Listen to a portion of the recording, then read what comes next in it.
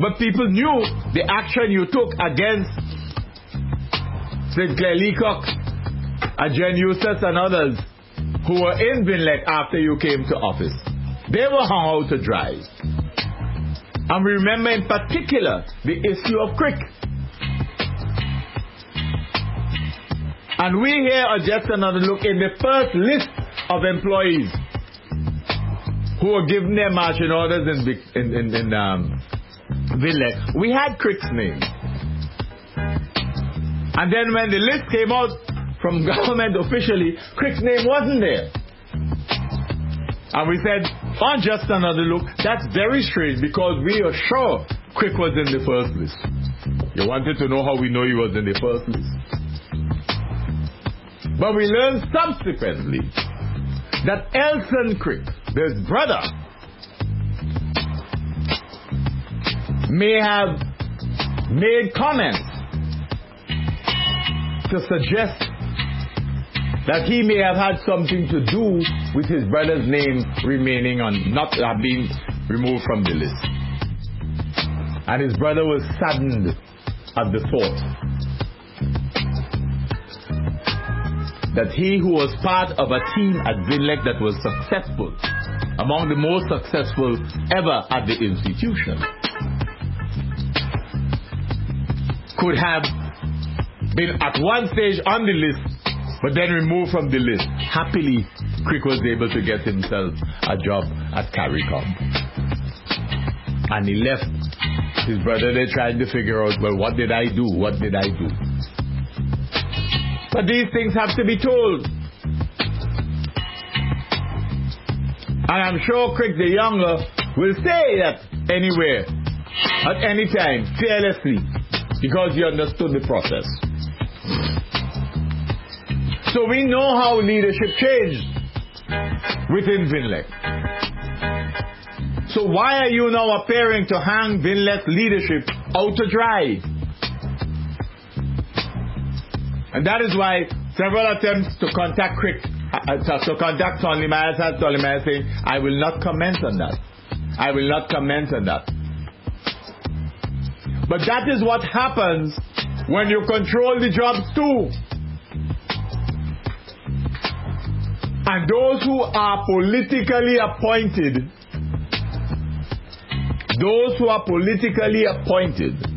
have more reason to take all sorts of insolence, all sorts of blame, because they have to suck salt, because they know how they were appointed. We are not saying Tony Myers was politically appointed, you know. You, the public, have to judge that. We're not saying that at all. You have to determine that. But what we are dealing with here is the politics of the day. It is your institution. Remember, Vinlec was among those that had been a beneficiary of the government's overdraft at our National Commercial Bank. When the CDB gave us the 100 million, that the man who would be king said was a tremendous move. Of course, he doesn't know enough politics to know any different. A stroke of genius. Poor thing. And so, Vinlec was one of those that had overdrafts. We had to dispossess ourselves of the National Commercial Bank. And now we are at the mercy of just about everybody else.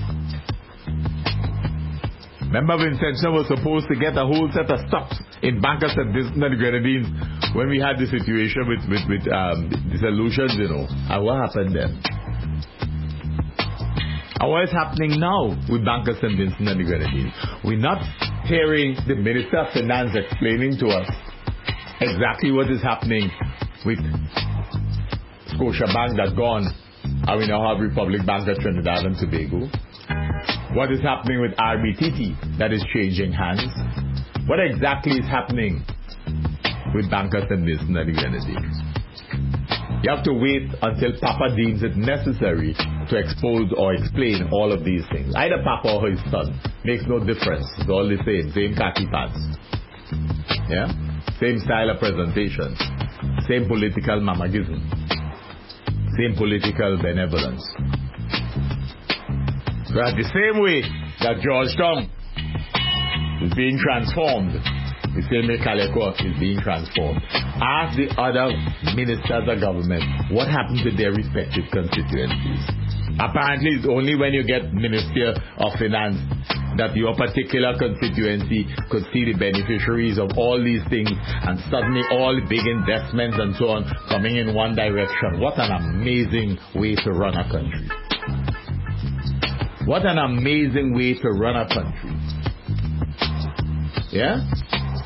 So, what's happening in Greg's? What's happening in Bel Air, Gomé? But suddenly, Calico has become the Mecca. The Mecca. Prime Minister boasts of how much of a hill he cut down to make a playing field in Park Hill. Great! A tremendous boon for the people of Park Hill. Correct. But don't then give other people Mickey Mouse places and call them playing fields. Do the same. It shouldn't only be in your constituency. People must not get excuses for playing fields because they've seen what you have done in Park Hill. So why you couldn't do that in Dorchester Hill? Why you couldn't do that in other parts of the country? Why do people have to have undersized playing fields? When you could showcase that you blow down half of a mountain to put a playing field in Park Hill. We have to be consistent. Now we have to understand the politics of Gonzales and how the games have been played. So we understand clearly that some people are hung out to dry. And you ask yourself, what coming next? Okay? So he's saying, Village behaves like it's an empire. Right? And he goes on to tell people, if you're having problems with your electricity connection, come to me. Check my secretary. Benevolent dictatorship. Come to me. That's how we run in a country, you know. That is governance, that is leadership. Don't go any place else. Don't go to Finlec. Come to me personally. That article, I will tell them to begin with, send them by me and let them ask for Angie. And I will drive it from there through different agencies, okay? And I tell you this, you know, a few of them have been sending to me, you know, look, there's a young lady. Of course, it must be a young lady. A child at Poliard, she goes to high school, but she's disadvantaged because she doesn't have electricity. Come to me, don't bother to go anyplace else. And that is the same hubristic approach, the same Imanist approach that we've been talking about over the years. A consultative democracy does not work like that. Genuine leadership does not work like that.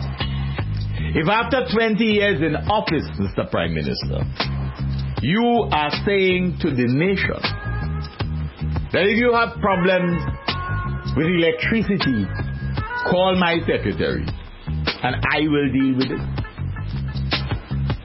We don't want to get into the fact that in many instances it's always some kind of lady. This is a young lady. Some lady tell him some other problem, you know. Yeah, he says the The Prime Minister then used an example. This is the news we're quoting. The Prime Minister then used an example where he assisted a woman to get her problem of her bill solved. And he took the opportunity to label Vinlek the empire, saying it is not the first time he has complained about their behavior. Quote, I made arrangements for her, not with Vinlek, because sometimes I don't want to bother them, blah, blah, blah. Yes? Okay? So, this is what he's saying. He intervened for a lady. Yeah? So, the fact of the matter is that it is the hands-on approach. You know, Pierre Gamble, when he became Minister of Culture, you remember at Aquatics they were introducing the carnival, the Miss Carnival contestants, and they were all brought to the Parliament. We're still trying to figure out that one out, right? The Miss Carnival contestants were brought to Parliament in the morning. No one could understand up to now why that was done. But they had a function at the Aquatic Club, and Pierre apparently stated that, you know, you bet the parliamentarians, you know, we have this kind of hands-on approach. Hands-on approach. Miss Carnival contestant. Hands-on approach.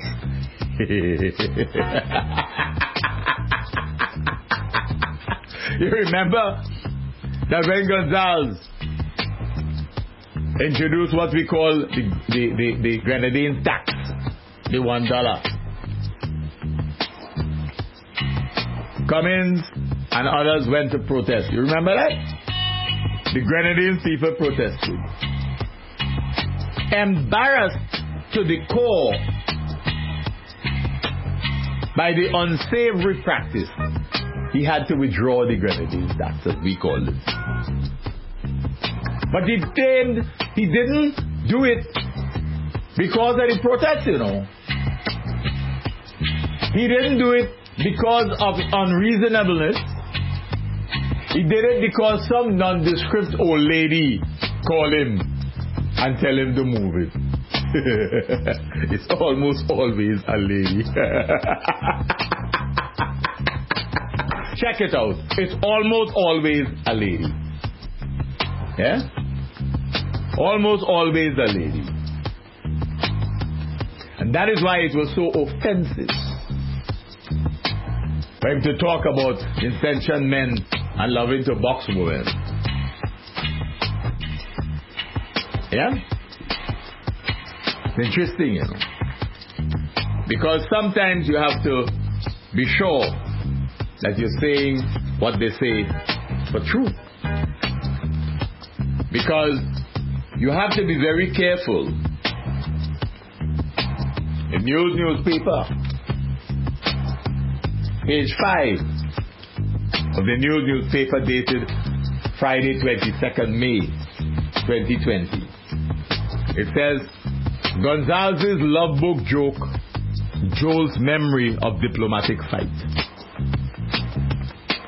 And we quote, perhaps it was not his intention, but Prime Minister Dr. Ralph Gonzalez's joke about the government's newly introduced love box and the serious issue of domestic violence brought a sharp reminder of his current Press Secretary Cian Marshall's encounter at this country's diplomatic mission in New York over 2 years ago. Gonzalez on WFM on Sunday indicated that Vincentian men love to box women and turn around and say they love the woman. Now, how he knows that? How he knows that they'll box them and then turn around and tell them they love them? Did Cian Marshall tell you that? Did Cian Marshall say he loved the woman after he boxed her? Is that what you were referring to? Okay? But you see, what he could have said, without fear of contradiction, given the statistics, is that it appears that Vincentian men also engage in sexual harassment.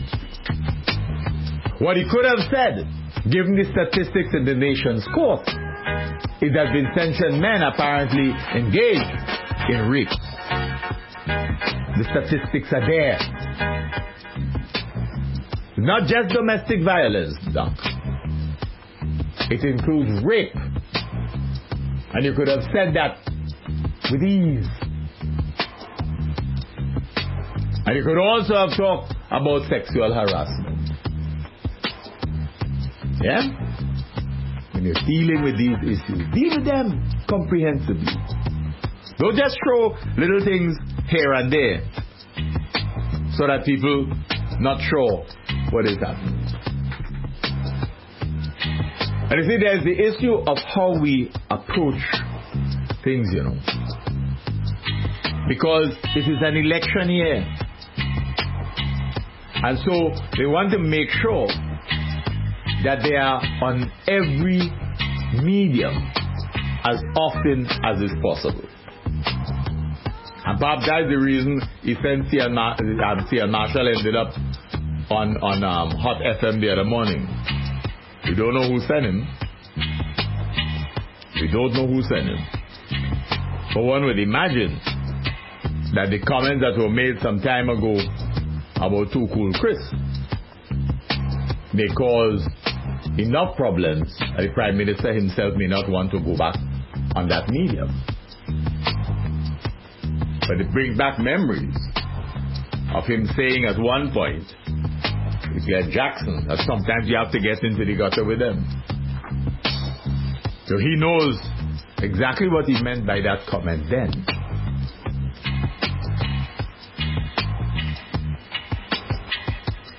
So Sean Marshall was the one who went on the air trying to explain things and found themselves challenged, unwilling to say what it is that really sparked the problem with him and his wife. But say what? You can do these things and there's no recrimination. It's very good. But we want to tell you, dear friends, that schools are reopening partially on Monday, the 25th day of the month. Schools will reopen on Monday for those who are doing external exams. The Minister of Education, Jimmy Prince, has been at pains to suggest that we are ready. The proof of the pudding is in the eating. The facts are that one of the reasons that the Ministry of Education has to afford those doing external exams a little bit more face-to-face interaction may well be because of the ministry's own understanding of the failure of its online system. They recognize that the system is not an effective and efficient one. 10 years ago, the ULP gave away the first set of computers to students. They put nothing in place for e-learning. No system. 4 years, well, 2010 was an election year. 4 years later, they gave another set of computers. At 2014, elections were in 2015. Again, no system was in place. Just Another Look remains confident about the rumors that were given in 2019 about laptops coming for students in 2020. Because 2020 was an election year. The Minister of Finance gave some mumbo-jumbo the other day about 3 different types of funding that he found out to be available to allow for the procurement of another set of computers for our school system. But it gave the impression that this was somehow linked to the online system necessitated by the onset of the coronavirus. Many will well find out that the laptops that are coming ain't got nothing to do with no coronavirus. And that after the fact you will admit, dear listeners, that it was part of the election gimmickry. Just like so many of the other rescue package that we spoke about for the elections of 2020. So we're reopening schools. But it is a tacit admission that too many of those preparing for the CPEA, the CXC, and the CAPE, or whatever else, have not been able to access online education during the periods of the school's closure. Many still do not have access to electricity. Many still do not have access to computers. Many still do not have access to the internet. So to the extent that you kept utilizing that as the only means of reaching students sitting external exams, meant that you were denying a significant proportion of the students access to proper preparation for these external exams. So while we may be willing to laud the efforts on the part of the Minister of Education for trying to get something different done, we also have to say to the Minister of Education, you and your government have consistently failed this country and the young people and the children of this country with regard to accessing e-learning. You all have failed the nation. You all have failed generations. Because in your anxiety to win elections, you ignored the reality that systems had to be put in place with the provision of computers. If we had started properly in 2010, we would have had 10 years of experience with e-learning. We would have had 10 years of tried and tested monitoring and evaluation of systems enough to ensure that by this time we were proficient at it. What we have had over the last 2 weeks is the same old, let me try something. So that so many different institutions are using so many different systems. Some teachers will tell you that they only had one child showing up in a class out of 30. 10 children showing up in a class out of 33. Online. The others weren't there for several different reasons. So while we laud the restart, at least for this section, this segment of the thing, the ministry has to shoulder the blame along with the government of Ralph Gonsalves for its own failure, for their failure to adequately service the children of this country educationally with respect to access to e-learning. You have to admit that you failed. And that you have failed consistently over 10 consecutive years since your first introduction of computers. What you gave children computers for if you weren't giving them access? On the one hand, you say you love poor people. And as is quoted in the newspaper, Prime Minister, if you don't love people, ask for a transfer. If you don't love poor people, ask for a transfer. Well, boss, if you don't love poor people as Prime Minister, you ask for a transfer. Give up the reins of power and go about your business. Go home, sit down and relax. Write more books. You have to be consistent, boss. For 10 consecutive years, having sold yourself as the Prime Minister of Education in this country, you have failed the nation in terms of e-learning, online teaching. You have to shoulder that blame. So the same way you want to intervene with VINLEC on behalf of poor people, intervene now in the Ministry of Education on behalf of poor people picnic. Get the children access. Get them the tools so that they can in fact benefit. Because here what? One set of children going back to school. Those who have external exams.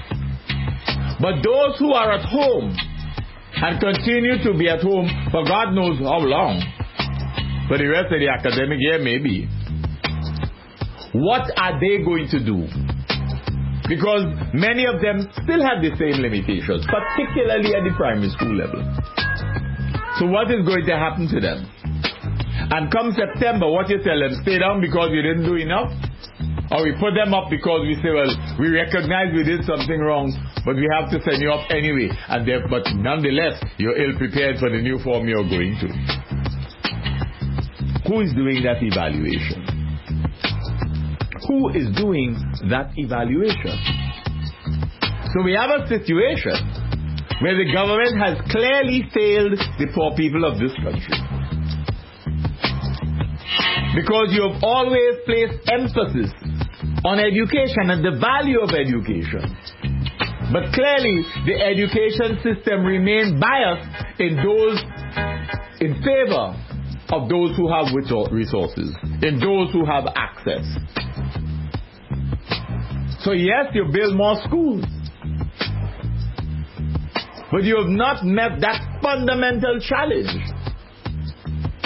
in respect of universality of text, in respect of universality of access to internet, to electricity.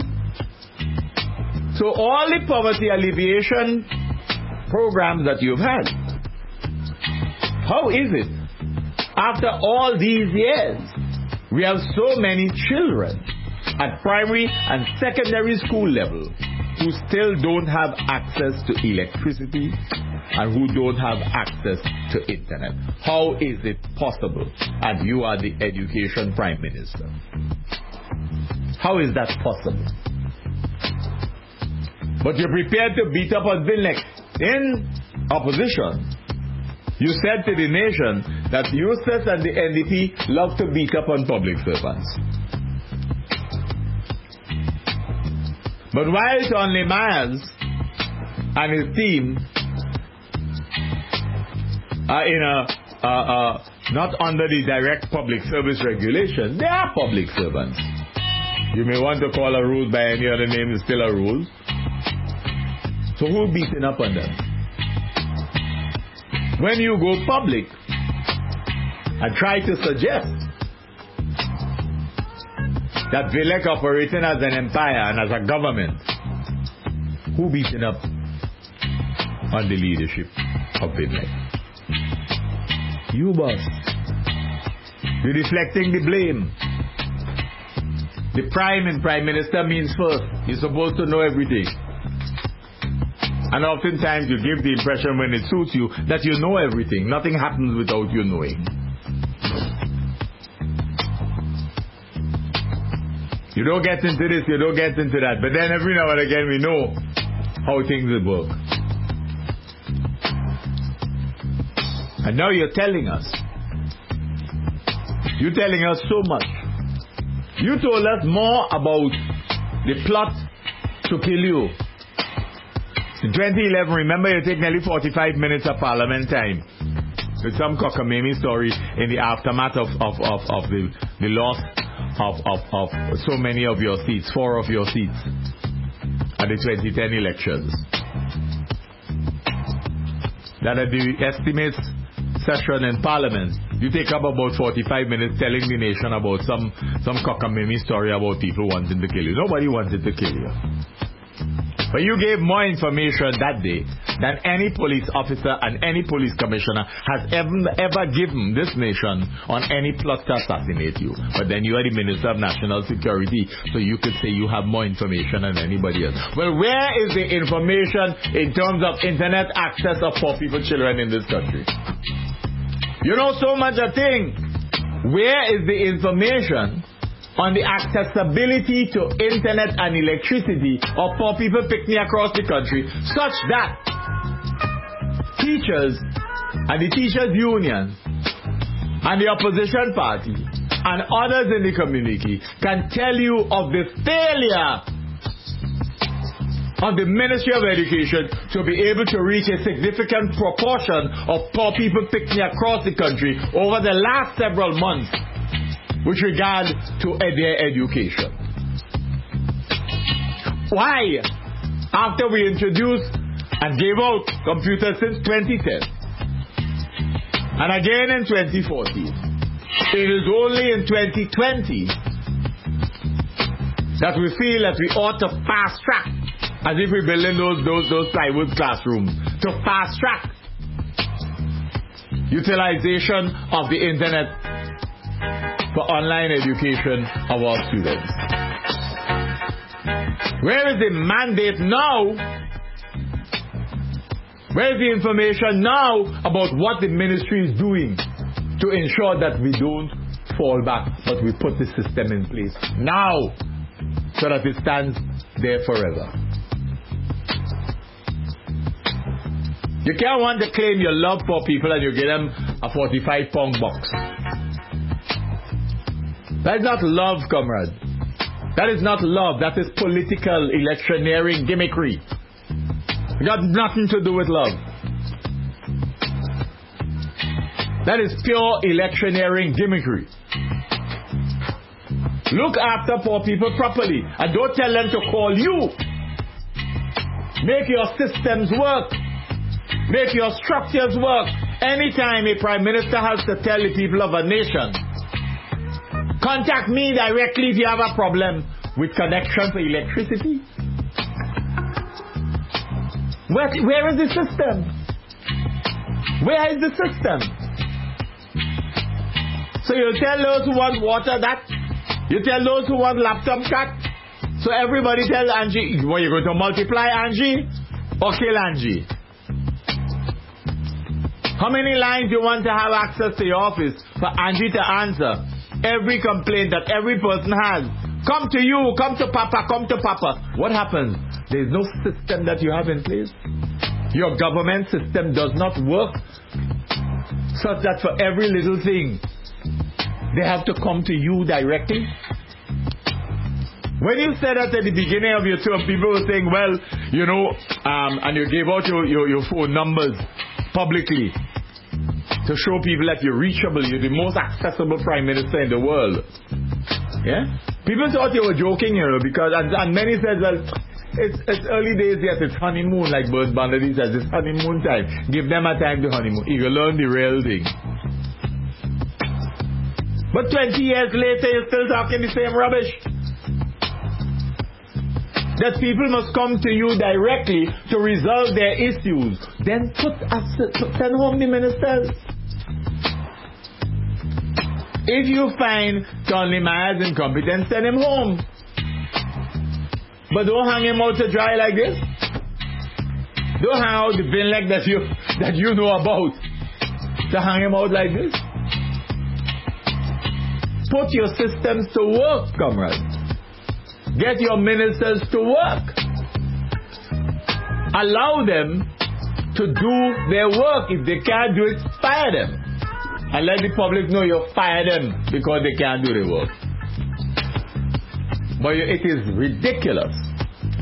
We know how you feel that it helps for people to say, but I talk to the Prime Minister, I call the Prime Minister, he deal with the problem, you know. I get my electricity bill solved, I get my water problems solved, etc., etc.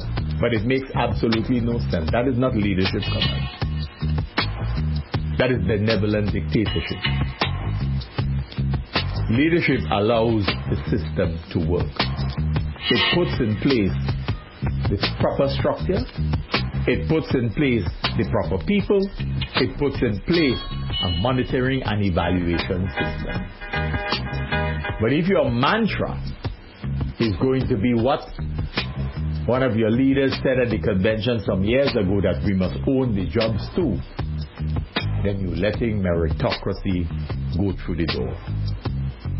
And you have only yourself to blame for anything that happens as a result or thereafter. It is a sign of weakness. It is a sign of leadership incompetence. For a leader to believe that he is the be-all and end-all of governance in any society, particularly in this contemporary period. Hitler found that out. Mussolini found that out. They all did. Gaddafi found that out. Saddam Hussein found that out. They all did. And there's a reason. Because incompetence cannot hide under the mask of leadership. Incompetence is just what it is. Incompetence. It has nothing to do with academic grades. It has nothing to do with academic accolades. Put systems in place. Try and adopt some humility. Try and get rid of this hubris, this heavy political egoism,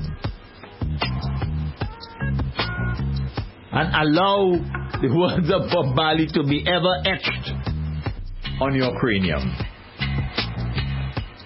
You can fool some of the people some of the time. You can even fool all of the people some of the time. But you're never going to be able to fool all of the people all of the time. Nonsense. Today, the 23rd day of May 2020, marks 4,887 days since the disappearance of SVG Air J8VAX, piloted by Dominic Gonzalez, with Rashid Ibrahim on board.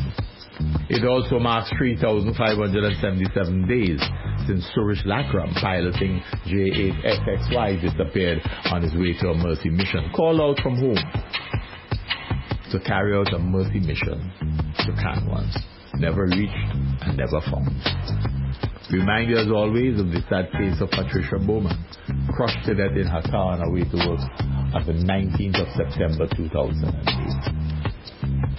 We remember her, and we continue to pray for her husband, for the pain that he continues to suffer each and every day of his life, the loss of a wife in a manner like that, and to be treated the way in which he has been treated. Oh yes, we can refer to the law. Oh yes, we love that. You know, there was a time when we were human beings. There was a time when we were human beings who cared and who loved. And we're not talking about any love box. There was a time when we felt that we were our brother's keeper and that we genuinely loved our neighbor. Oh, how we long for those days. Enough said. You've been listening to another edition of Night Radio's Callaloo presentation, Just Another Look.